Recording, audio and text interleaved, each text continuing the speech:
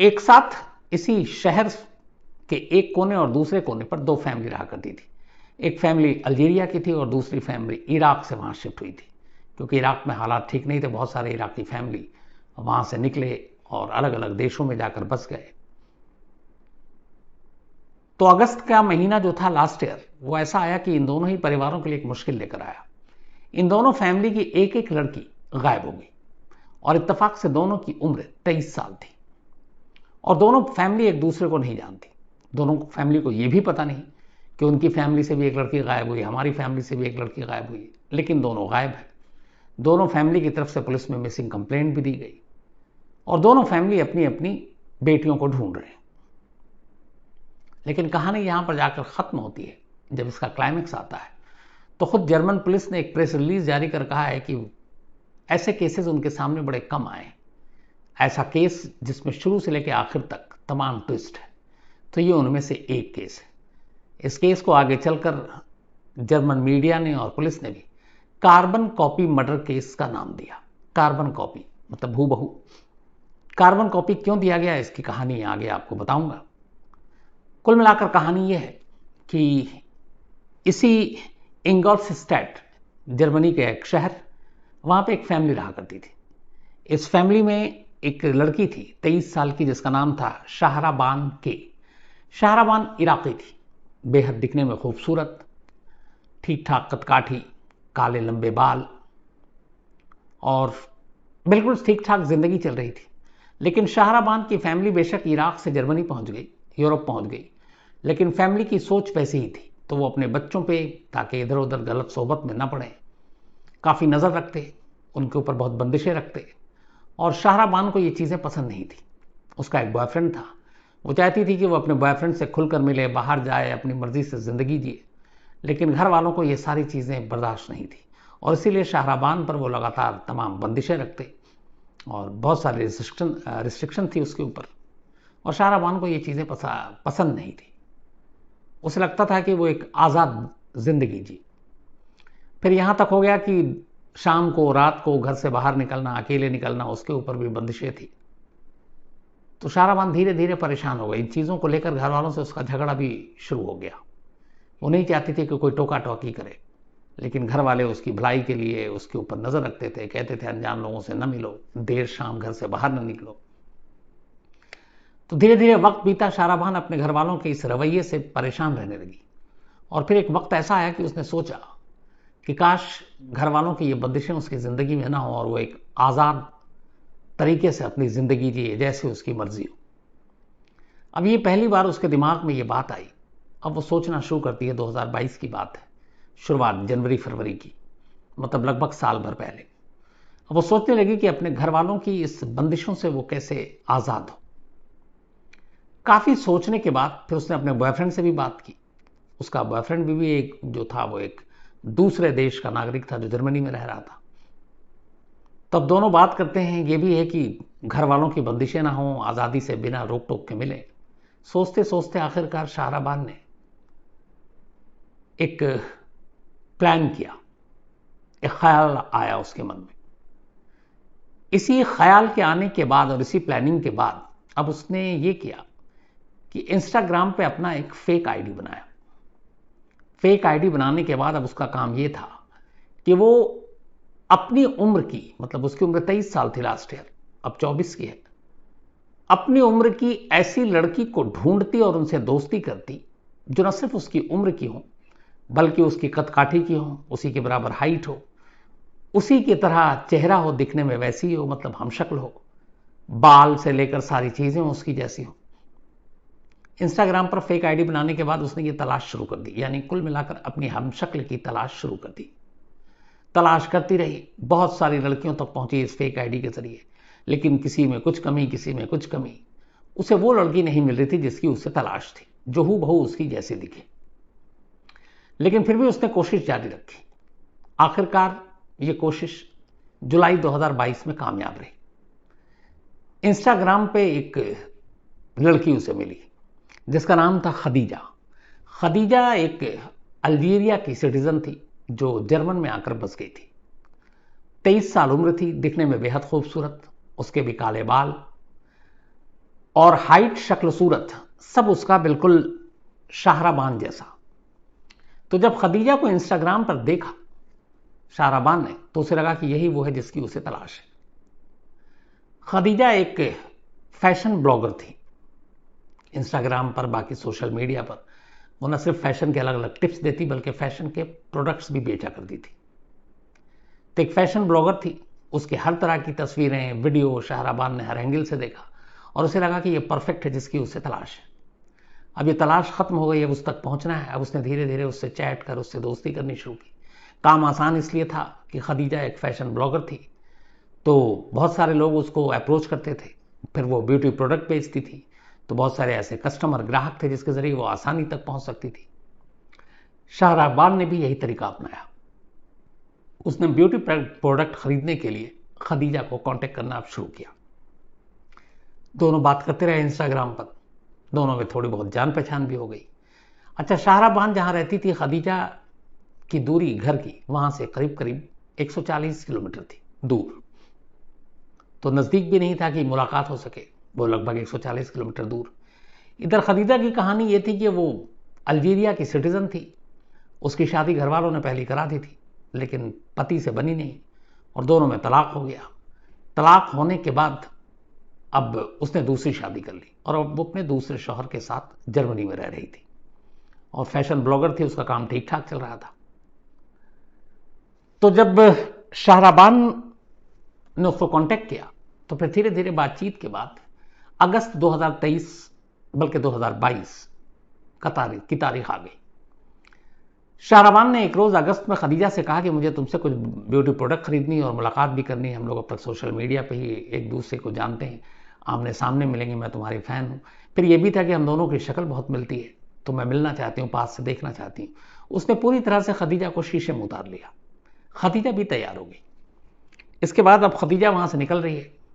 एक रोज अगस्त में खदीजा अपने घर से निकली और निकलने के बाद उसने घर वालों से कहा कि मैं अपने एक्स हस्बैंड से मिलने जा रही हूं। अब ये झूठ क्यों बोला पता नहीं, लेकिन वो वहां से निकली।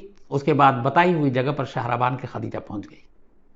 इधर शाहराबान अपने पेरेंट्स, घर वालों की ब्लैक मर्सिडीज लेकर बताई हुई जगह पर खड़ी हुई थी और शाहराबान के साथ उसका बॉयफ्रेंड भी मौजूद था। अब ये दोनों वहां पर थे। तय वक्त पर खदीजा पहुंच गई। दोनों ने मुलाकात की। एक दूसरे को देखकर चौंके भी क्योंकि उनकी शक्ल बहुत कुछ मिल रही थी। इसके बाद शाहराबान ने उसे अपनी कार में बिठाया क्योंकि वो टैक्सी में आई थी और उसने कहा चलो हम तुम्हें कहीं तुम्हारे घर के नज़दीक तक छोड़ देंगे। अब कार वहां से चल पड़ी, शहर से बाहर निकली। जब सुनसान इलाका आया, हाईवे के किनारे जंगल और बाकी चीज़ें, कार रोक दी गई और मौका देखते ही अचानक शाहराबान और उसके बॉयफ्रेंड ने खदीजा पर हमला कर दिया। खदीजा का पहले गला घोंटा, फिर उसे कार से बाहर निकाला। चूंकि सुनसान था, अंधेरा हो चुका था। इसके बाद उन्होंने उसके जिस्म पर चाकुओं से वार किया। वो चाकू लेकर आए थे, खासतौर पर चेहरे पे अनगिनत वार किए ताकि चेहरे से कोई पहचान ना सके ये है कौन। तो जब यकीन हो गया कि वो मर चुकी है, इसके बाद शाहराबान ने अपने कपड़े उतारे, खदीजा को पहनाए, खदीजा के कपड़े खुद पहने, उसके जिस्म पर जो भी उसकी निशानी थी वो सारी चीजें हटा ली और अब खदीजा की लाश को उसी ब्लैक मर्सिडीज में जो शाहराबान की थी, उसकी पिछली सीट पर वो लाश डाल दी। लाश डालने के बाद गाड़ी वहीं सड़क किनारे छोड़कर दोनों वहां से निकल गए। अब दोनों चले गए। कुछ वक्त के बाद किसी राहगीर ने पुलिस को इन्फॉर्म किया कि यहां सड़क किनारे हाईवे पर एक गाड़ी लावारिस हालत में खड़ी है। पुलिस की टीम पहुंची। जब पुलिस की टीम पहुंची, कार की तलाशी ली तो अंदर एक लाश। पुलिस वाले भी घबरा गए। खैर, कार और लाश दोनों निकाला गया। लाश को हॉस्पिटल भेजा गया। अब कार के रजिस्ट्रेशन नंबर से पता चल गया कि यह कार किसके नाम है, तो पुलिस कार के ओनर तक पहुंच गई।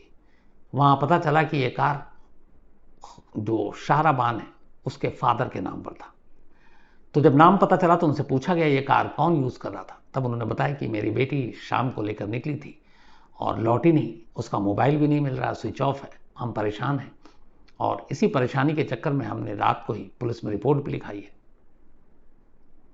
अब लेकिन लाश जब देखी तो घर वालों ने पहचान लिया। उन्होंने कहा कि ये शाहराबान है, क्योंकि सारे कपड़े, सारी चीजें उसी के थे और बाल वैसे ही काले थे जो आमतौर पर कम वैसे देखने को मिलते हैं। तो हुलिये से चेहरा पहचाने जाने लायक तो था नहीं, इतने चाहे उस पर चाकू के वार किए गए थे। तो हुलिये से, कपड़े से, बनावट से, बालों से, हाइट से घर वालों ने ये शिनाख्त कर दी कि ये हमारी बेटी शाहराबान की ही लाश है। अब इसके बाद लाश को पोस्टमार्टम के लिए भेज दिया गया। अब पोस्टमार्टम उधर हो रहा है।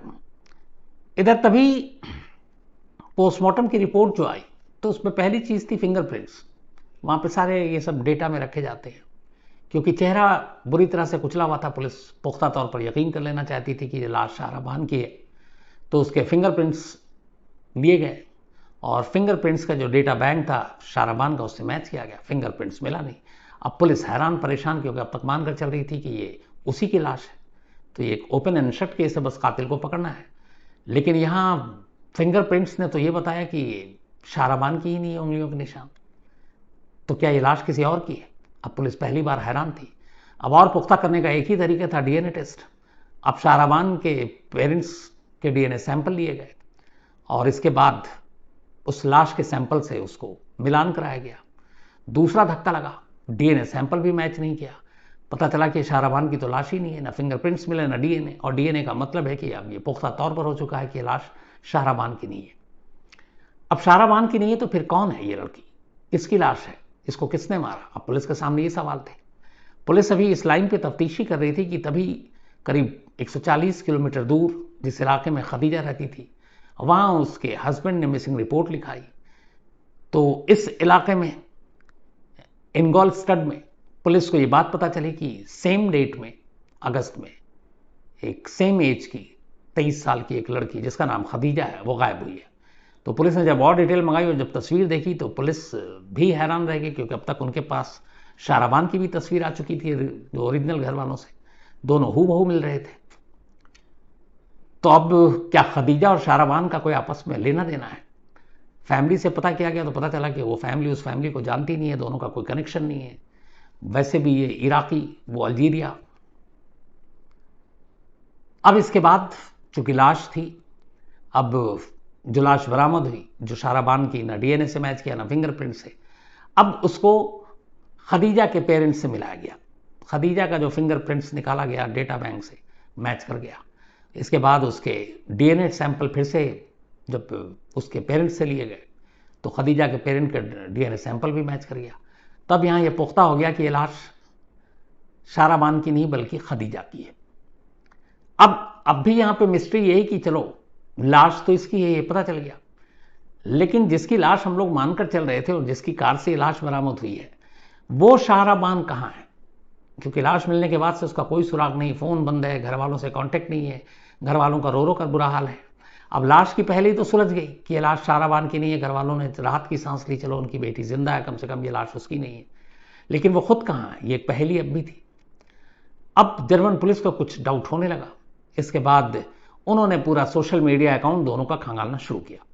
तो जब सोशल मीडिया अकाउंट खंगालना शुरू किया, इंस्टाग्राम से लेकर बाकी चीज़ें, तो एक चौंकाने वाली चीज़ दिखाई दी। शाहराबान के सोशल मीडिया अकाउंट में उन्होंने जो देखा, वो लगातार कई महीनों से ऐसी लड़कियों को सर्च कर रही थी जो उसकी तरह दिखती हो, हूबहू, हमशक्ल। अब पुलिस के लिए बड़ी अजीब बात थी कि एक लड़की अपनी हमशक्ल को क्यों ढूंढ रही है सोशल मीडिया पे। और फिर सोशल मीडिया के उन अकाउंट्स के जरिए, इंस्टाग्राम के अकाउंट्स के जरिए पुलिस ये भी पता लगा लेती है कि शाहराबान और खदीजा की मुलाकात कैसे हुई। तो अब ये हमशक्ल वाली बात क्या है, क्यों ढूंढ रही है शाहराबान? यहां से पुलिस को फिर डाउट हुआ। इसी दौरान पुलिस ने अपने जितने सारे मुखबिर थे उन्हें इधर उधर लगाया। बॉयफ्रेंड के बारे में भी तब तक जानकारी मिल गई, बॉयफ्रेंड के ऊपर भी उसके घर वालों पर नज़र रखी जाने लगी। और तभी पता चला कि एक इलाके में शाहराबान अपने उसी बॉयफ्रेंड के साथ देखी गई है। पुलिस की एक टीम फौरन वहाँ गुपचुप तरीके से जाती है और मुखबिर के इन्फॉर्मेशन पर आखिरकार उन्हें उसके घर से करीब 150 किलोमीटर दूर शाहराबान मिल जाती है। अब शाहराबान और उसके बॉयफ्रेंड को पुलिस उठा कर ले आती है, उनसे पूछताछ करती है। पूछताछ करने के बाद फिर शाहराबान पूरी कहानी बताती है। वो बताती है कि मैं अपने घर वालों से इतना तंग आ गई थी, उनकी बंदिशों से, उनकी टोका टोकी से, कि मैं एक आज़ाद ज़िंदगी जीना चाहती थी। और ये मुमकिन नहीं था, क्योंकि मैं कहीं भी चली जाती, मुझे घर वाले ढूंढ के ले आते, फिर वहीं घर में कैद कर देते, वही टोका टोकी, रोका रोकी। तो इनसे बचने का एक ही तरीका था मेरे पास, और वो ये कि मैं खुद को मार डालूं, घर वालों की नज़र में मैं मर जाऊं, ताकि वो मेरी तरफ से फिर बेफिक्र हो जाए और मुझे ना ढूंढें, ना तलाशें, ना मेरे बारे में फिक्र करें। तो मरना तो चाहती थी मैं, लेकिन फर्जी मौत, मतलब घर वालों की नज़र में मैं मुर्दा होना चाहती थी, लेकिन असल में मैं जिंदा रहना चाहती थी। तो उसने कहा, इसी के बाद ये फिर आइडिया आया कि क्यों ना अपनी एक हमशक्ल को ढूंढे और उस हमशक्ल को मारे और उस हमशक्ल को अपने घर वालों तक पहुंचाएं, ताकि उन्हें यकीन हो जाए कि मैं मर चुकी हूं और फिर मैं कहीं दूर जाकर अपने बॉयफ्रेंड के साथ एक आज़ाद जिंदगी जीऊं। इसी सारी साजिश के तहत उसने इंस्टा और सोशल मीडिया के जरिए अपनी हमशक्ल को ढूंढा, और इत्तेफाक से, बदनसीबी से, वो खदीजा निकली, जिससे उसकी ना कोई दुश्मनी थी ना दोस्ती थी, लेकिन अपनी आज़ादी को पाने के लिए वो एक खून करना चाहती थी। तो बस इसके लिए उसने ये सारी चीज़ें की। शुरुआत में मोटिव था नहीं, इसके बाद इन दोनों के बयान सामने आ गए, और आखिरकार अभी इसी मतलब कुछ दिनों पहले पुलिस के पास जब सारे एविडेंस आ गए, तब उन्होंने कोर्ट में ये केस दाखिल किया है, और एक मर्डर का केस दोनों के ऊपर, शाहराबान के ऊपर भी और उसके बॉयफ्रेंड के ऊपर, क्योंकि पुलिस का मानना है कि इन दोनों ने ये मिलकर साजिश रची और मिलकर कत्ल किया। जर्मनी में कत्ल के लिए या मर्डर की सजा जो है 20 साल है।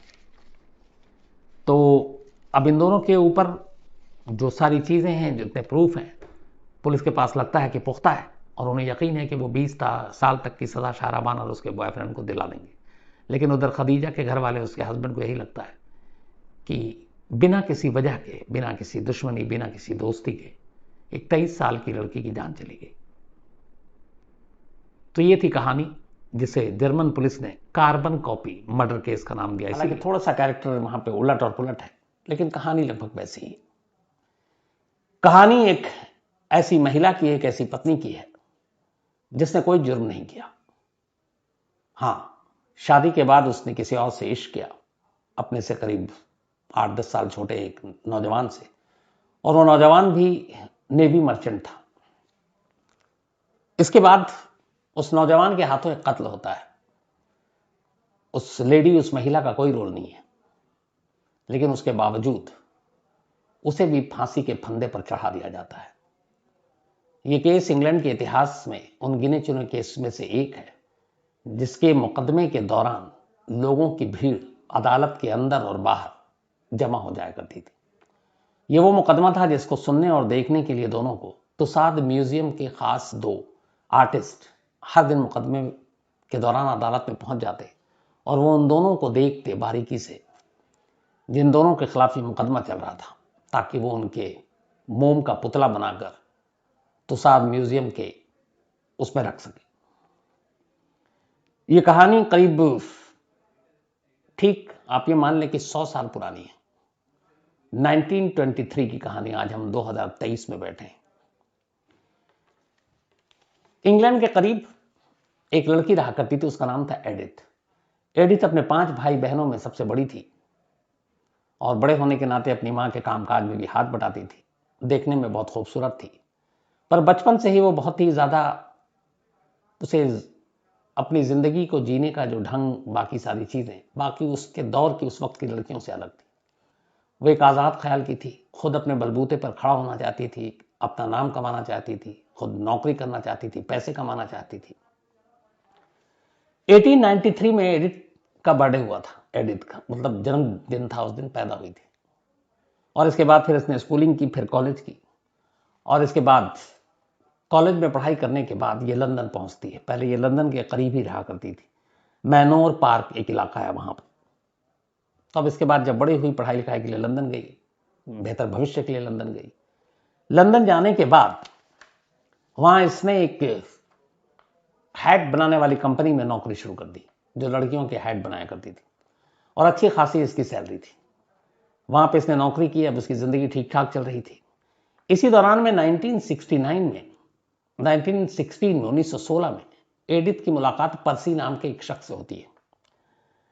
पर्सी जो है वो एक जहाज रानी में एक क्लर्क की नौकरी किया करता था। दोनों मिलते हैं, फिर दोनों के घर वाले मिलते हैं, और तय होता है कि एडिथ और पर्सी की शादी कर दी जाए। अब एडिथ और पर्सी की शादी हो जाती है, क्योंकि दोनों कमाते थे, और इसके बाद वो दोनों एक घर लेते हैं लंदन में।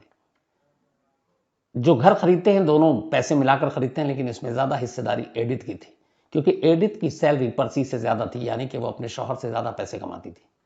लेकिन उस दौर में यह था कि अपने देश की जैसा लंदन में भी ये हाल था कि वहाँ महिलाओं को कम दर्जा दिया जाता था। तो पैसे ज़्यादा दिए एडिथ ने, लेकिन मकान पर्सी के नाम पर खरीदा गया। अब दोनों फिर भी साथ रह रहे थे, जिंदगी ठीक ठाक चल रही थी। इसी दौरान में एक तीसरे कैरेक्टर की एंट्री होती है कहानी में, और उसका नाम था फ्रेडी। पूरा नाम उसका फ्रेडरिक बायावाटर्स। 20 साल का नौजवान, नेवी में, नेवी मर्चेंट था ये। और इत्तेफाक से ये उस स्कूल में पढ़ा था फ्रेडी, जिस स्कूल में एडिथ के भाई पढ़ा करते थे। तो एडिथ के भाई का दोस्त था ये। अब इधर पढ़ाई के बाद वो लंदन से दूर चला गया, क्योंकि नेवी मर्चेंट था तो बाहर रहा करता था ज़्यादातर। एक रोज़ छुट्टियों में आया, और छुट्टियों में आने के बाद एडिथ के भाई ने कहा कि चलो कहीं हम लोग घूमने चलते हैं। 1 हफ्ते का टूर था, तो उसमें एडिथ भी थी, पर्सी भी था, और उसके ब्रदर भी थे, सिस्टर भी थे, और साथ में फ्रेडी भी था। इसी टूर के दौरान जब ये लोग घूमने के लिए जाते हैं, तो पहली बार फ्रेडी और एडिथ दोनों करीब आ जाते हैं। दोनों को एक दूसरे से प्यार हो जाता है। हालांकि एडिथ की शादी हो चुकी थी पर्सी से, और ये बात दोनों जानते हैं। बट दोनों का जो प्यार था वो बिल्कुल छुपा हुआ था, किसी को इसकी कोई भनक नहीं मिलती। दोनों अच्छा वक्त साथ में गुजारते हैं, खूब बातें करते हैं। और इसके बाद अब फ्रेडी को अपनी नौकरी के लिए जाना होता, वो चला जाता है। तो उस जमाने में ये मोबाइल और ये सारी चीज़ें तो थी नहीं। तो फ्रेडी दूर है और एडिथ भी दूर है। तय ये होता है कि दोनों खत लिखेंगे, लेकिन उसमें शर्त ये थी एडिथ की कि जब भी तुम लेटर लिखोगे और जो मैं लिखूंगी, तुम उसे फौरन पढ़ के फाड़ देना, ताकि कोई सबूत ना रहे। और वो खत भी अपने अपने घर के पते पे नहीं, बल्कि जैसे एडिथ जो खत लिखती थी, तो फ्रेडी चूंकि बाहर था तो वहां किसी और के हाथ में पढ़ नहीं सकता था। लेकिन जो फ्रेडी खत लिखता था तो वो एडिथ के घर के पते पे नहीं, बल्कि अपनी माँ के पते पर लिखता था। और वो माँ भी उसकी लंदन में रहा करती थी। तो माँ के यहां से फिर एडिथ को वो खत मिल जाता। एडिथ ने इस वादे को निभाया, वो खत पढ़ती और उसको फाड़ के फेंक देती, ये जला देती। लेकिन उधर फ्रेडी जो है उसको एक याद के तौर पर अपने पास एडिथ के सारे खतों को सहेज कर रखता। धीरे धीरे वक्त बीता। इस दौरान फिर एक बार छुट्टी में फ्रेडी लंदन आता है। लंदन आने के बाद वो एडिथ के भाइयों से मिलता है, क्योंकि वही सहारा थे एडिथ तक पहुंचने का। फिर वो उससे भी मिलता है। इस दौरान उसे पता चलता है कि जो पर्सी है वो एडिथ के साथ सही सलूक नहीं करता है। कहीं ना कहीं उसे ये भी था कि वो ज़्यादा पैसे कमाती है उससे, और वो एक अच्छी डांसर थी। तो लंदन के क्लब में डांस देखना, डांस करना, पिक्चर देखना, मूवी देखनी, इसके अलावा थिएटर जाना, ये उसे शौक था।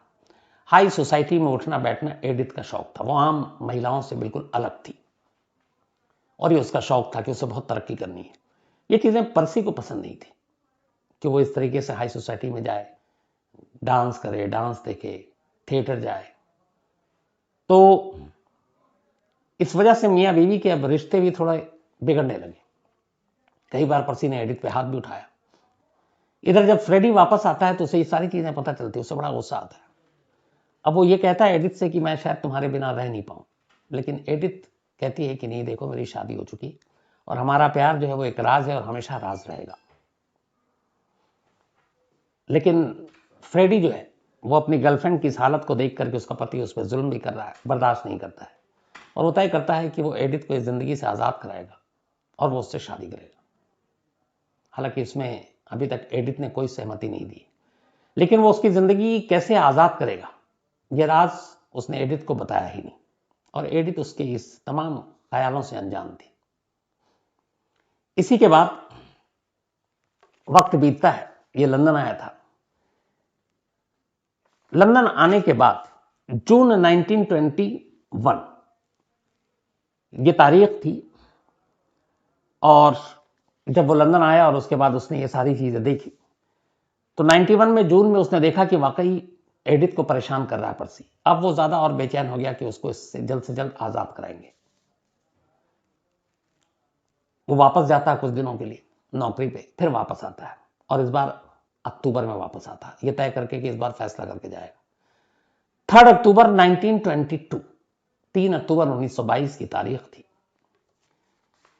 पर्सी और एडिथ एक प्ले देखने के लिए गए हुए थे।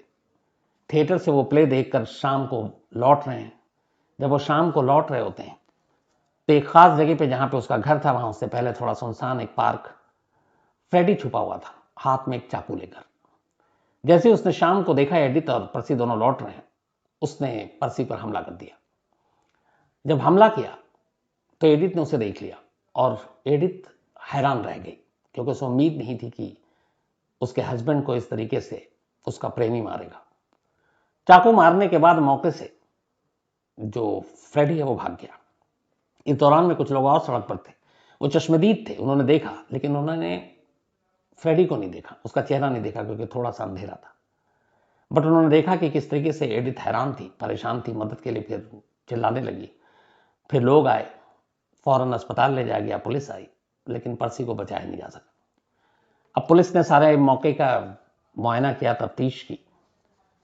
अब कौन हमलावर ये पूछा जा रहा। इधर एडिथ खामोश है, क्योंकि एक तरफ उसके शौहर की जान चली गई और दूसरी तरफ उसके आशिक ने ही जान ली, लेकिन वो पुलिस को कुछ नहीं बता रही। तभी पर्सी के एक भाई ने कहा कि पुलिस से, क्या फ्रेडी की तलाशी लीजिए और फ्रेडी के घर जाइए, क्योंकि कुछ दिन पहले पर्सी और उसका झगड़ा भी हुआ था और हमें शक है कि उसी ने यह किया है। पुलिस अब फ्रेडी के घर जाती है। फ्रेडी उस वक्त घर पे नहीं था, मां थी उसकी। पुलिस घर की तलाशी लेती है, एक बक्सा खोलती है। उस बक्से में से वो तमाम खत जो एडिथ ने फ्रेडी को लिखे थे वो रखे हुए थे। उसने उन खतों को फाड़ा या जलाया नहीं था। जब वो खत पुलिस के हाथ लगा तो पुलिस को कहानी समझ में आ गई कि ये इश्क का मामला है, दोनों एक दूसरे से प्यार करते हैं और इसी की वजह से फ्रेडी ने कत्ल कर दिया। अब इसके बाद एक आध दो दिन के बाद फ्रेडी पुलिस के हाथ लग जाता है, लेकिन उस खत को एक बड़ा सबूत मानते हुए पुलिस अपने आप ही ये मान लेती है कि इस कत्ल के पीछे कहीं ना कहीं एडिथ का भी हाथ है। फ्रेडी के साथ अब वो एडिथ को भी गिरफ्तार कर लेती है। एडिथ के घर वाले हैरान हो जाते हैं। एडिथ को जब गिरफ्तार किया जाता, वो कहती है कि मुझे इस कत्ल के बारे में कोई भी जानकारी नहीं थी, कैसा होगा, मैं बेकसूर। पुलिस फ्रेडी को भी पूछती है। फ्रेडी और एडिथ को आमने सामने बिठाकर पूछताछ करती है। फ्रेडी लगातार एक ही चीज कहता है, वो इकरार करता है कि मैंने ये कत्ल किया। उसने कहा मैंने मारा पर्सी को चाकू, लेकिन एडिथ बेकसूर है, उसे मेरी इस पूरी प्लानिंग, इस कत्ल के बारे में कोई जानकारी नहीं थी, ना मैंने कभी उससे ये बात शेयर की, और यही सच था। लेकिन पुलिस इस बात को नहीं मानती। पुलिस को लगता है कि दोनों मिले हुए हैं, और इसी के बाद अब पुलिस जो है एक मुकदमा तैयार करती है और ये मुकदमा कोर्ट में जाता है। अब इधर ये सारी चीजें जब हुई तो लंदन के अखबारों में, मीडिया में ये खबर उस वक्त सुर्खियों में आ गई। उसकी एक वजह थी, उस दौर में ये खबर जो जिस तरीके से पेश की गई वो ये थी कि एक महिला जिसके पास सारी सुख सुविधाएं थी, ठीक कमाती थी, इसके अलावा वो अक्सर क्लब में जाया करती, डांस करती, डांस देखती, थिएटर जाती, प्ले देखती, एक अच्छा खासा उसका पति है, पैसे हैं, लेकिन इन सब के होने के बावजूद उसने अपनी उम्र से कम एक 20 साल के नेवी मर्चेंट को अपने जाल में फंसाया और उसकी जिंदगी बर्बाद कर दी। ये एडिथ के ऊपर मीडिया समेत इल्जाम लगने लगा। जो पूरी महिलाओं का एक तबका था, उन्होंने एडिथ को दुश्मन मान लिया। उन्होंने कहा इस जैसी औरत ही हम सबको बदनाम करती है और हमारे पतियों के ऊपर डोरे डालती है।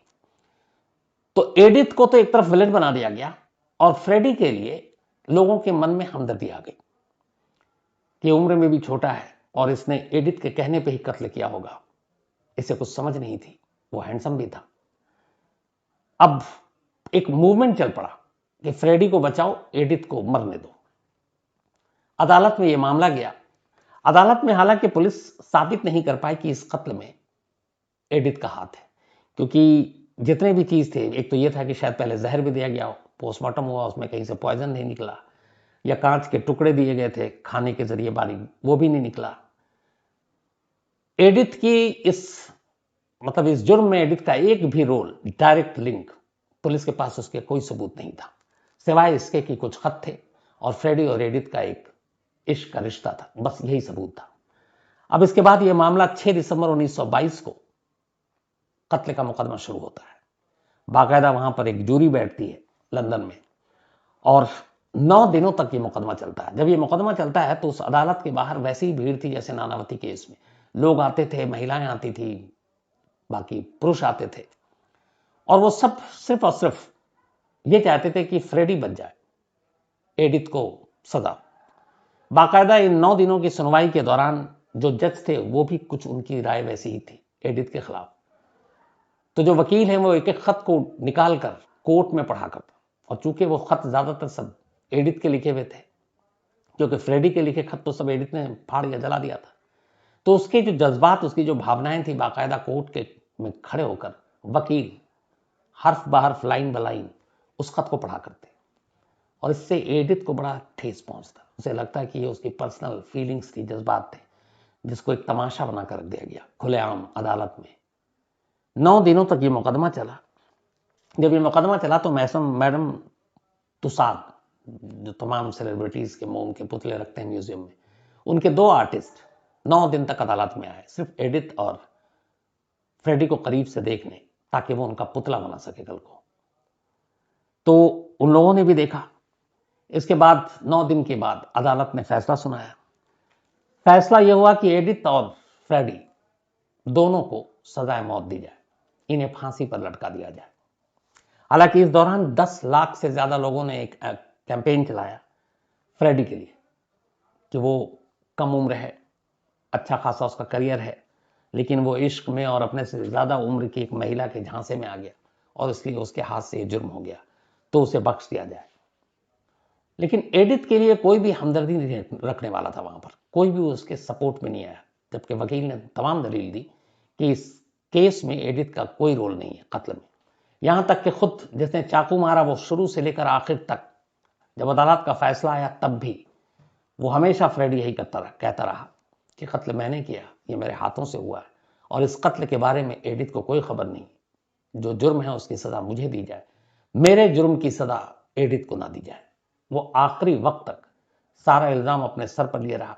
उसने एडिथ को कहा कि छोड़ दिया जाए, क्योंकि वाकई वो बेकसूर है, लेकिन अदालत ने उसकी ये बात नहीं मानी और दोनों को सजाए मौत सुना दी।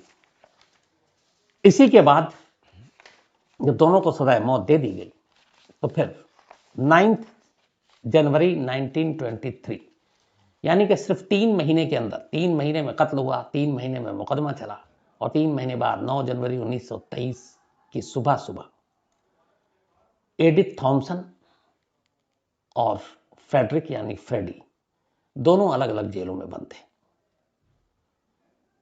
29 साल की एडिथ थी और 20 साल का फ्रेडी। जब ये फांसी की सजा हुई, एडिथ बीमार हो गई, तो उसे दवा और इंजेक्शन भी दिया जाता था दर्द का, और वो होश में रहना नहीं चाहती थी फांसी पर चढ़ने से पहले।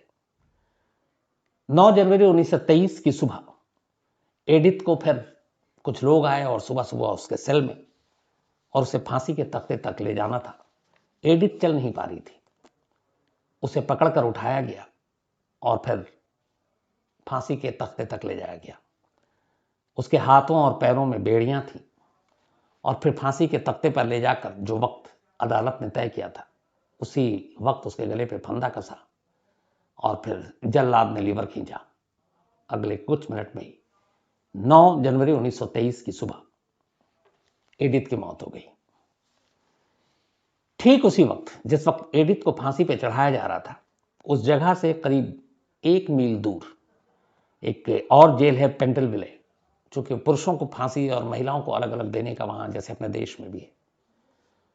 तो लगभग वक्त वही था, तारीख वही, 9 जनवरी 1923। एडिथ के 20 साल के जो प्रेमी फ्रेडी, नेवी मर्चेंट, उसको भी उसके सेल से निकाला गया और फांसी के तख्ते पर ले जाया गया। हाथों और पैरों में जंजीरें और बेड़ियां थी। कहते हैं वो आखिरी वक्त तक ये जानना चाह रहा था कि क्या एडिथ को सच में फांसी दी जाएगी या उसे बख्श दिया जाएगा, क्योंकि वो नहीं चाहता था कि एडिथ को फांसी हो। वो बार बार कहता था इस जुर्म का गुनहगार मैं हूं, एडिथ बेकसूर है। लेकिन उसे बताया गया कि नहीं, उसे भी माफी नहीं मिली। और इसी अफसोस के साथ 9 जनवरी 1923 की सुबह एक जेल में एडिथ और उससे 1 मील दूर दूसरी जेल में फ्रेडी, दोनों को फांसी दे दी गई। इसके बाद इस केस को लेकर बहुत बातें हुई, आगे भी बहुत सारे मीडिया में लगातार खबरें चलती रहीं। जितने कानून के जानकार थे उनका यह कहना था कि किसी भी स्टेज पर अदालत में या पुलिस ने कोई डायरेक्ट लिंक या ऐसा सबूत पेश नहीं किया जिससे ये पता चलता कि एडिथ इस कत्ल के बारे में जानती थी या एडिथ इस कत्ल की साजिश में शामिल थी। अपने पूरे बयान में फ्रेडी ने भी कहा कि उसने ये फैसला खुद किया क्योंकि उसे मालूम था कि अगर वो एडिथ से शेयर करेगा तो एडिथ उसे रोक देगी, लेकिन ऐसा हुआ नहीं। तो इस तरीके से जो कानून के जानकार हैं उनका मानना है कि कत्ल प्रेमी ने किया, फांसी पर प्रेमिका भी चढ़ी। कहते हैं कि इंग्लैंड की अदालत के इतिहास के उन केस में से एक है जिसमें एक के साथ नाइंसाफी हुई, अपना कारोबार फैलाया। पूरी दुनिया में गेट्टी ऑयल के नाम पर एक कामयाब कारोबारी बिजनेसमैन, तो दुनिया के अलग अलग जगहों पर तेल का पूरा एक तरह से कहें कारोबार था, उनके शिकंजे में था।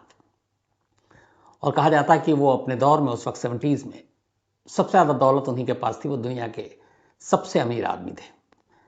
जे पॉल गेट्टी की उम्र करीब 60 साल पार कर चुके थे, लेकिन जितनी दौलत उतने ही कंजूस।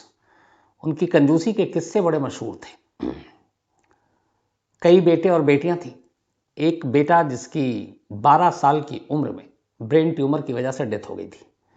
तो जे पॉल गेट्टी का इस बच्चे की मौत पर बड़ा सदमा लगा उन्हें, लेकिन बाद में ये पता चला कि वो अपने बेटे की उस बीमारी और मौत से उतने दुखी नहीं थे जितना उस वक्त जब ब्रेन ट्यूमर का इलाज चल रहा था अस्पताल में, और इतने रईस शख्स जब उसके हॉस्पिटल के वो बिल देखते थे तो उस पर ज़्यादा बहस करते थे कि बिल इतना क्यों है। तो आप सोचिए कि दुनिया का सबसे रईस आदमी, दुनिया का सबसे अमीर आदमी, और वो भी इतना कंजूस कि अपने बेटे जो मरने जा रहा है उसके बिल को लेकर भी बहस हो रही है।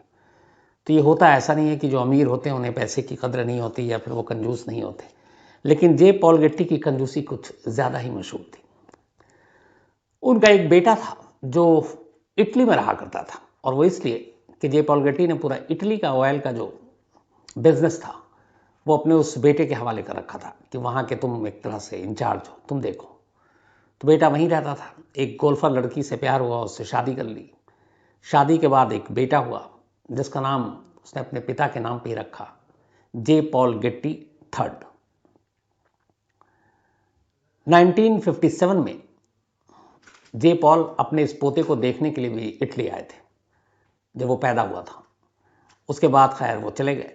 अब धीरे धीरे जे पॉल गेट्टी बड़ा हो रहा है, लेकिन कुछ साल के बाद ही उसकी माँ और बाप उन दोनों के बीच में कुछ अनबन हुई और दोनों ने तलाक ले लिया। तलाक लेने के बाद जे पॉल गेट्टी के पिता ने दूसरी शादी कर ली और वो वहाँ से फिर इंग्लैंड शिफ्ट कर गए, जबकि गेट्टी जो है वो अपनी माँ के साथ इटली में ही रहा और इटली में ही उसने अपनी पढ़ाई लिखाई शुरू की। स्कूल कॉलेज के ज़माने से ही वो अपना विरोध प्रदर्शन और ये सारी चीज़ें, नाइट क्लब पार्टी, इन सब का शौकीन आदि था। और उसी दौरान में ये जिस वक्त की बात है 73 में, तब जे पॉल गेट्टी तेल के कारोबारी, उनकी लिस्ट आई थी कि दुनिया के सबसे अमीर आदमी। तो ये उसी दौरान की बात है। तारीख थी 10 जुलाई 1973, 10 जुलाई 1973। वक्त सुबह के 3 बजे का था।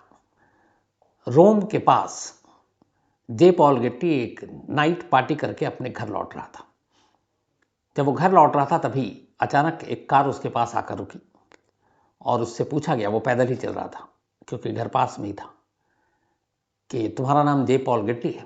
उसने कहा हाँ। तब उसकी उम्र 16 साल थी, 16 साल का हो चुका था।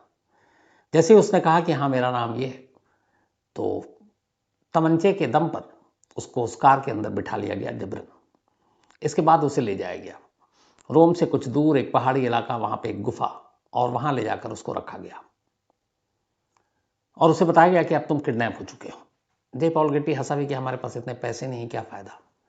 लेकिन किडनैपर को यह मालूम था कि दुनिया के सबसे रईस इंसान का पोता है, तो पैसे तो कहीं नहीं गए। 2 दिन तक खामोश रहे किडनैपर। 2 दिन के बाद गेट्टी की मां गेल को फोन किया और कहा कि आपका बेटा जो 2 दिन से गायब है वो हमारे पास है, हमने उसे किडनैप किया है और हम आपको बताएंगे आगे क्या करना है।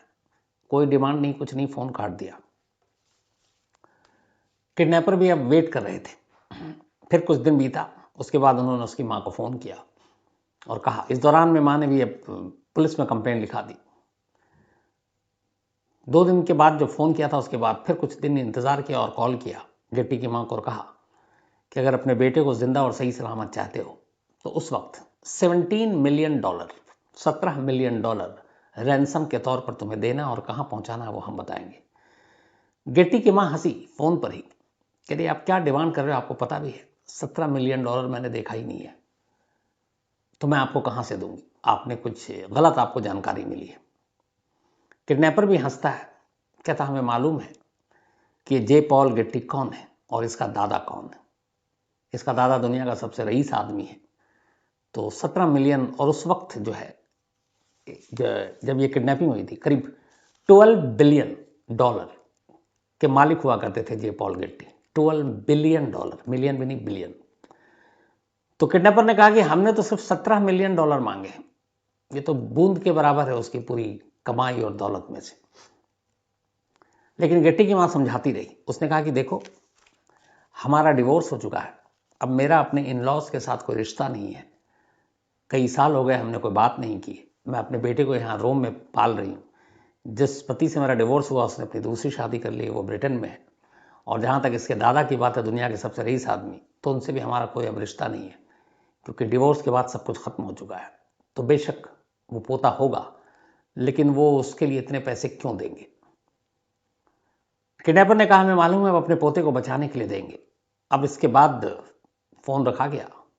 अब मां परेशान, धमकी भी दी जा चुकी थी। किसी तरीके से ये बात अब अखबारों में भी आ गई। अब अखबार में भी हेडलाइन यही है कि दुनिया के सबसे अमीर आदमी जो अमेरिका में है उसके पोते का इटली में किडनैप हो गया, 17 मिलियन रैंसम मांगा है, और जे पॉल गेट्टी का पोता है। अब ये बात अमेरिका तक पहुंची, गेट्टी के दादा तक पहुंची, न्यूज़ वाले वहां भी पहुंच गए। तो उनसे पूछा गया कि आपके पोते का किडनैप हो गया है, तो आप क्या रैंसम देंगे। उस वक्त एक कोट आया था जे पॉल गेट्टी का, अखबारों में छपा। उन्होंने कहा कि मेरे कुल 14 ग्रैंडसन हैं, 14 पोते। अगर मैंने एक के लिए रैंसम की रकम दे दी तो फिर मेरे बाकी के 14 पोते भी किडनैप हो जाएंगे, तो मैं हर एक का रैंसम नहीं देना चाहता हूं। यह कहकर उन्होंने मना कर दिया। अब इधर इसके बाद यह हुआ कि अलग अलग खबरें आने लगी। पहले तो खुद जे पॉल गेट्टी को यह लगा कि उनका पोता उनसे मजाक कर रहा है और अपनी मां के साथ मिलकर कुछ पैसे ऐंठने की साजिश कर रहा है, क्योंकि दौलत है और उन्हें पता है कि दुनिया में सबको पता है कि वो बहुत कंजूस आदमी है, तो वैसे तो पैसे निकालेगा नहीं। तो ये कि इन्होंने नाटक किया है झूठी किडनैपिंग का, और उसके जरिए ये पैसा मांगने की कोशिश कर रहे हैं। अखबारों में भी इस तरह की खबरें छपी कि ये शायद साजिश है, किडनैपिंग हुई नहीं है, क्योंकि दिन बहुत बीतते जा रहे हैं। अब पहले यही सारी चीजें हैं, तो लोगों ने इसको हल्के में लिया। खुद दादा भी, जो दुनिया का सबसे रईस आदमी, इसको हल्के में ले रहा है। धीरे धीरे वक्त बीता, महीने बीत गए, लेकिन अभी भी कोई डील नहीं, नेगोशिएशन नहीं। पैसे की जब बातचीत हो, पॉल गेट्टी साफ मना कर दे कि मैं तो पैसे दूंगा नहीं। तो अब हर एक को लग रहा था कि ये नाटक है, नौटंकी है। इधर जो किडनैपर थे, इटली के माफिया थे, वो उन्होंने उठा तो लिया जे पॉल गेट्टी को, अब रख रहे हैं, पैसे मांग रहे हैं 17 मिलियन। माँ उधर ये कह रही है, दादा उधर ये स्टेटमेंट दे रहे हैं, वो सब पढ़ भी रहे हैं अखबारों में। उन्हें लगा ये हो क्या गया, और इधर बच्चे को भी एक गुफा में रखे हुए, उसको टॉर्चर करें, मारे पीटे, लेकिन रखना भी है, खिलाना भी है। तो उन्होंने कहा कि इतना टाइम भी बीत रहा है, क्या करें। परेशान होकर वो इटली के जो किडनैप किया था माफिया, वो शायद छोटे गैंग वाले थे, उन्होंने बड़े माफियाओं से कांटेक्ट किया और कहा कि यार दुनिया के सबसे अमीर आदमी को हमने के पोते को किडनैप कर रखा और हमारे पास है, डील हो नहीं पा रही है। बड़े माफिया ने कहा चलो इसको हम देखेंगे, बड़ा केस है। तो उन्होंने उस बच्चे को उन किडनैपर से खरीद लिया कि ठीक है तुम इतने पैसे ले लो, ये बच्चे हमारे हवाले कर दो, बाकी का आगे हम देखेंगे। उसने भी दे दिया कि कौन इतना झंझट पाले, महीने से ऊपर हो चुका है। अब जे पॉल गेट्टी दूसरे किडनैपर के हाथों बिक चुका है। ये पहले वाले से ज़्यादा प्रोफेशनल और ज़्यादा खतरनाक थे। इन्होंने कहा कि ज़्यादा टाइम नहीं लगाऊंगा। अब इन्होंने फिर से रैंसम कॉल मांगना शुरू किया, धमकाना शुरू किया, बट इधर से कोई रिस्पॉन्स नहीं आ रहा। माँ बार बार वही दुहाई दे रही है कि मेरे पास इतने पैसे नहीं है, आपको गलतफहमी हुई है, जिस रईस शख्स के नाम पे आपने किडनैप किया है मेरे बच्चे को, उनसे हमारा अब रिश्ता नहीं है, डिवोर्स हो चुका है, पैसे 17 मिलियन लाऊं कहाँ से। लेकिन अब ये किडनैपर प्रोफेशनल और ज़्यादा खतरनाक थे। इन्होंने कहा कि बात ऐसे नहीं बनी कि उन्हें यह भी पता था कि बहुत सारे लोग डाउट कर रहे हैं कि ये किडनैपिंग नहीं है, मजाक है। उन्होंने कहा रुको बताता हूँ। अच्छा, ये जुलाई में किडनैपिंग हुई थी, अक्टूबर का महीना आ गया, मतलब अगस्त सितंबर अक्टूबर 3 महीने बीत चुके हैं। अक्टूबर के एंड में अब जो दूसरा इटालियन माफिया जिनके कब्जे में है ये बच्चा, उनकी मतलब बर्दाश्त की हद खत्म हो गई। उन्होंने कहा कि अब कुछ करके दिखाना पड़ेगा। अक्टूबर के एंड में इन्होंने इस जे पॉल गेट्टी को जिस जगह पे रखा था कब्जे में, वहाँ एक कुर्सी पे बिठाया, उसे खूब शराब पिलाई और कहा कि तुम्हारे अब 3-4 महीने में बाल बहुत बड़े हो गए तो तुम्हारी कटिंग करनी है। उसके बाद एक किडनैपर ने मुंह पे अपने मास्क पहना और शराब इतनी पिला दी थी कि वो भी अपना सुध बुध में नहीं था, चेयर पे बैठा हुआ उसके बाल काटने शुरू किए। बाल काटते काटते अचानक मौका देखते ही, क्योंकि बाल काटना उनका मकसद नहीं था, सीधे एक ही वार में उसका एक कान काट लिया, राइट ईयर, दाहिने तरफ का कान। पूरा कान काटा, जब काटा तब तक उसको पता चला, वो चीखने चिल्लाने लगा। कान काटकर उन्होंने सहेज कर रख लिया एक पॉलिथीन में। अब यह है कि किडनैप किया हुआ बच्चा है, अस्पताल भी नहीं ला सकते, डॉक्टर को भी नहीं ला सकते, तो अपने तरीके से जो भी इलाज था वो उन्होंने किया। और इस कान को अब पैक करके इन्होंने पोस्टल सर्विस के जरिए रोम के एक लोकल न्यूज़पेपर के दफ्तर को पोस्ट कर दिया। साथ में कुछ गेट्टी के जो बाल थे वो कान पे लपेटे, एक नोट लिखा और इन सारी चीज़ों को एक एनवेलप में डाला। उसके बाद एक लोकल न्यूज़पेपर का एड्रेस लिखा और उसे पोस्टल सर्विस के जरिए पोस्ट कर दिया। अब हुआ यह कि जब इन्होंने पोस्ट किया, इत्तेफाक से उस वक्त इटली में पोस्टल सर्विस का स्ट्राइक चल रहा था, तो जो इतने भी मेल थे, लेटर्स थे, वो सारे जहाँ तहाँ पोस्ट ऑफिस में पड़े हुए हैं, क्योंकि पोस्टल सर्विस के एम्प्लॉइज ने स्ट्राइक कर रखा है, तो कहीं डिलीवरी नहीं हो रही है। करीब 2 हफ्ते तक ये स्ट्राइक चली। 2 हफ्ते तक ये सारी चीज़ें, ये लिफाफा एक पोस्ट ऑफिस में पड़ा रहा। स्ट्राइक खत्म हुआ, उसके बाद फिर काम शुरू हुआ। तो आखिरकार कान काटने के 3 हफ्ते के बाद रोम के एक लोकल न्यूज़पेपर के दफ्तर में एक इनवेलप आता है, एडिटर के नाम। इनवेलप खोला जाता है, अब उसमें एक कटा हुआ कान, बाल और एक नोट। और उस नोट में ये था कि ये दुनिया के सबसे अमीर आदमी पॉल गेट्टी के पोते जे पॉल गेट्टी का एक कान है, राइट ईयर है, और ये कान हमने इसलिए भेजा ताकि आप दुनिया को ये यकीन दिला सकूं, और साथ में फोटो भी भेजा कि हमने इसको सचमुच किडनैप कर रखा है और ये किडनैपिंग का ही केस है, कोई मजाक नहीं है। और अगर 15 दिन के अंदर अंदर हमें $17 मिलियन नहीं मिले तो इसके बाद अगला कान भेजूंगा और उसके बाद फिर शरीर के अलग अलग हिस्से एक एक कर किश्तों में भेजता जाऊंगा। अगले दिन न्यूज़पेपर ने यह खबर छापी, पुलिस को इन्फॉर्म किया। अब पहली बार लोगों ने सीरियसली इस किडनैपिंग के केस को लिया। पहली बार खुद पॉल गेट्टी, अमेरिका के तेल के कारोबारी, उनको लगा कि सच में उनका पोता जो है वो किडनैप हो गया। उन्होंने CIA के एक एक्स एजेंट जो रिटायर हो चुका था, अब पहली बार सीरियसली लेकर उसको भेजा इटली कि जाओ और तुम पता करो और उसको छुड़ाओ। वो एक्स एजेंट CIA का आया, लेकिन कोई फ़ायदा नहीं हुआ। अभी तक 15 दिन का डेडलाइन भी ख़त्म हो रहा है। नवंबर में यह अखबार में खबर छप गई थी कि 15 दिन के अंदर अगर आपने नहीं दिया तो फिर एक एक करके इसके शरीर के बाकी हिस्से भेजेंगे। तो CIA एजेंट से भी काम नहीं बना। अब प्रेशर आने लगा, मीडिया में खबर छप रही है। पॉल गेट्टी को यह भी पता है कि उनकी कंजूसी दुनिया भर में मशहूर है। फिर उन्हें लगा कि एक तोहमत लगेगा कि पोते को सिर्फ $17 मिलियन के लिए मरने दिया। चारों तरफ दबाव बना। तब फिर उन्होंने अपने आदमियों के जरिए किडनैपर से पहली बार कहा चलो बातचीत करते हैं। बातचीत शुरू हुई। किडनैपर भी शैतान नहीं, इधर पॉल गेट्टी दुनिया का सबसे अमीर आदमी होने के बावजूद भी बेहद कंजूस। आखिरकार डील $3 मिलियन पर आकर रुकती है। 17 मिलियन मांगा था, $3 मिलियन पे बात बन गई कि $3 मिलियन देंगे। अब इसमें से भी $2 मिलियन पॉल गेट्टी ने दिया, इसलिए कि उनके वकील अवाकी ने कहा कि आप अपने टैक्स से जो रिबेट है, जो इस तरह की चीज़ें हैं आपके, तो आप 2 मिलियन ही एक बार में दे सकते हैं। तब 1 मिलियन का सवाल था, वो क्या करें? तो फिर वकील ने कहा इसका भी आइडिया है। जिसका ये बेटा था जे पॉल गेट्टी, जिसकी माँ और बाप का तलाक हो गया, जो पहले इटली में था फिर लंदन चला गया, तो पॉल गेट्टी ने अपने उस बेटे को कहा कि ठीक है, $2 मिलियन तो मैं दे रहा हूँ, $1 मिलियन तुम दोगे और मैं तुमको 4% ब्याज पर ही $1 मिलियन दे रहा हूँ। मतलब एक बाप अपने बेटे को अपने पोते की जान बचाने के लिए $1 मिलियन उधार दे रहा है 4% के इंटरेस्ट पर। और इस तरीके से $3 मिलियन का इंतजाम किया गया एक दुनिया के सबसे अमीर शख्स ने। वो $3 मिलियन रोम तक पहुंचा, किडनैपर तक पहुंचा।